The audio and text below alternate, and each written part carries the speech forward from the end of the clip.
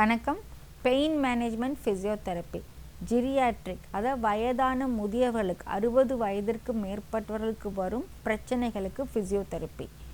இதில் வயதானவர்கள் யூஸ் பண்ணக்கூடிய சேர், டேபிள் இதெல்லாம் எப்படி இருக்கணும் அப்படின்னு பற்றி பார்ப்போம். பொதுவாக வயதானவர்களுக்கு என்ன ப்ராப்ளம் இருக்கும்? முட்டியில் வலி இருக்கும், ஷோல்பட்டை வலி இருக்கும், குதிகால் வலி இருக்கும், இடுப்பு வலி இருக்கும்.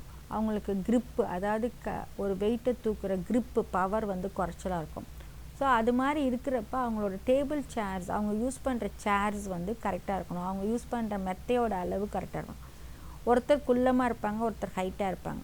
ஸோ பொதுவாக எப்படி பார்க்கணும், ஒரு சேரோ இல்லை கட்டிலோ இல்லை சோஃபாவோ எப்படி ஹைட் பார்க்கணும் அப்படின்னா, உடல் பருமனாக இருக்கிறாங்க, புட்டம் பெருசாக இருக்குன்னா அதுக்கு தகுந்த அகலம் இருக்கணும். ரெண்டாவது உயரம் எப்படி இருக்கணும் அப்படின்னா, சாதாரணமாக நம்ம உட்கார்றப்ப தைஸ் ஃபுல்லாக சப்போர்ட் இருக்கணும். கால் பாதம் ஈஸியாக அவங்களுக்கு தரையில் உட்கார்ற மாதிரி இருக்கணும். இப்போ ஒருத்தவங்க இருக்காங்க, குள்ளமாக இருக்காங்க, 5 அடி இருக்காங்க, குண்டாக இருக்காங்க அப்படின்னா அவங்களுக்கு சின்ன சேரில் உட்காந்தா கிராம்ப்ஸ் மாதிரி ஆகிடும். அதே அவங்க உயரமான சேரில் உட்காரணும், அவங்களுக்கு கால் சப்போர்ட் இல்லாமல் பாதம் இப்படி தொங்கிட்டு இருக்கும்.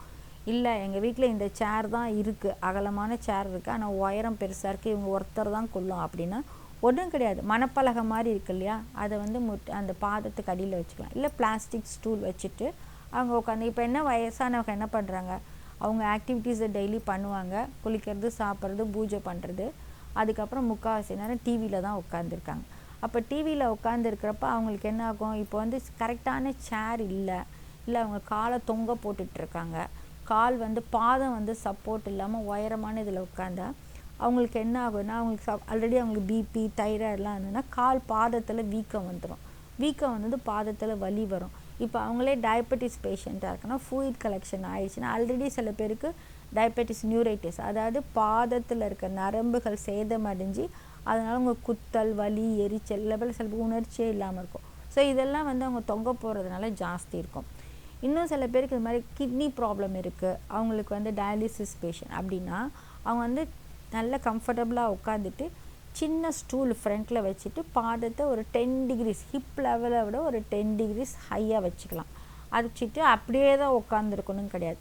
கொஞ்சம் கஷ்டமாக இருந்தால் திருப்பி காலை தொங்க போட்டுக்கலாம், திருப்பி கொஞ்சம் நேரம் காலை மேலே வச்சு. அப்போ என்ன ஆகும், அந்த பிடல் எடிமாம்பாங்க, அதாவது பாதம் சுற்றி அந்த ஆங்கிளில் சுற்றி வர்ற வலி, அது BP, thyroid, sugar, kidney problem, urea கிரியேட்டினா ஜாஸ்தி இருக்குது அப்படின்னா அவங்களுக்கு அந்த அகெயின்ஸ்ட் கிராவிட்டி அதெல்லாம் பம்ப் பண்ண முடியாது, நிணநீர்களை பம்ப் பண்ண முடியாது பாடி ஏஜ் ஆனாலும்.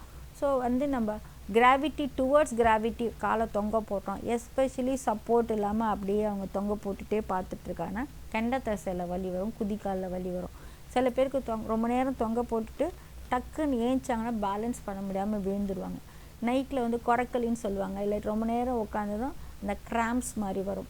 ஸோ இந்த மாதிரி குட்டி குட்டி பிரச்சனைகள் வராமல் தடுக்கணும்னா அவங்களுக்கு சேர் கரெக்டாக இருக்கணும். அவங்க உட்கார்ற சேர் பிளாஸ்டிக் சேராக இருக்கலாம், உடன் சேராக இருக்கலாம், எனி சேர். பட் அவங்களுக்கு தைஸ் ஃபுல்லாக சப்போர்ட் இருக்கணும், பேக் ஃபுல்லாக சப்போர்ட் இருக்கணும். இது மாதிரி கை சப்போர்ட் இருந்ததுன்னா நல்லா இப்படி பார்த்துக்கிட்டு இருக்கணும்.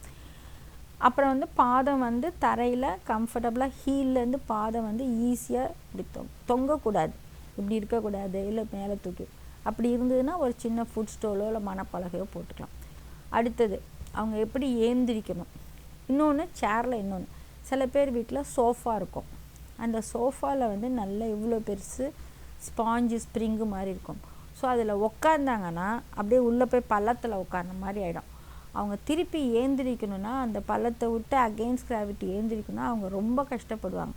ஸோ வயதானவர்களுக்கு முட்டி வலி இருக்குது, இல்லை பிபிலாம் இருக்குன்னா அந்த லோ லெவல் பெரிய மெத்தை இருக்கிற குஷன் சோஃபா அவங்களுக்கு செட் ஆகாது. அவங்களுக்கு இது மாதிரி ஹார்டாக இருக்கிற பிளாஸ்டிக் சேரில் வேறு சின்ன தலகாணி மாதிரி போட்டுக்கலாம். இதுதான் முதியவர்களுக்கு யூஸ் பண்ணக்கூடிய சேரில் நீங்கள் பார்க்க வேண்டியது. நன்றி, வணக்கம்.